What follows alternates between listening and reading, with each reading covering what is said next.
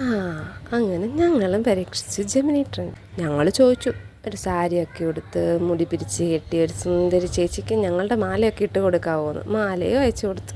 ഒരു നാഗപടത്തിൻ്റെ നല്ല മാലയായിരുന്നു. മാല ജെമിനി ചെയ്തെടുത്ത് തന്നു.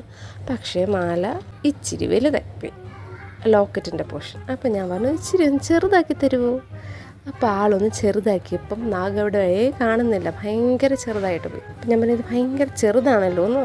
അതേണ്ടേ മാറ്റിയിട്ട് വീണ്ടും തന്നു. അപ്പോൾ അതിൽ നാഗപടമേ ഉണ്ടായിരുന്നില്ല.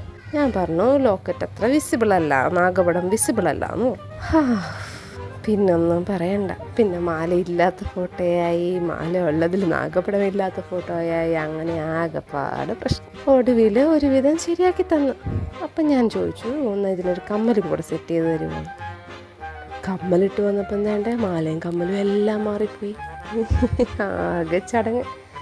ലാസ്റ്റ് ഒടുവിൽ ചോദിച്ചും പിടിച്ചും പറഞ്ഞു നോക്കി ഒടുവിൽ അതങ്ങനെ ശരിയായി ഒരെണ്ണം സെറ്റാക്കി തന്നു കേട്ടോ. ഇത് ശരിക്കും ജെമിനിയുടെ കുഴപ്പമല്ല, നമ്മുടെ തന്നെ കുഴപ്പമാണ്.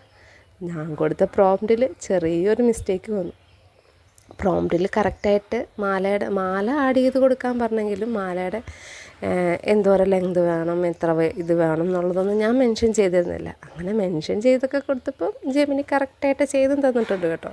അങ്ങനെ ജെമിനിയെ മാത്രം കുറ്റം പറയാനും പറ്റുകയില്ല, എൻ്റെയും കൂടെ കുറ്റമാണ്. അങ്ങനെ ഇതോടെ ഞങ്ങളുടെ ജെമിനി ട്രെൻഡ് തുടങ്ങുക. ഇത്രയൊക്കെ ചോദിച്ചും പിടിച്ചും ഉണ്ടാക്കിയ വീഡിയോയുടെ ഫൈനൽ ഔട്ട് കാണണ്ടേ? കണ്ടോളൂ.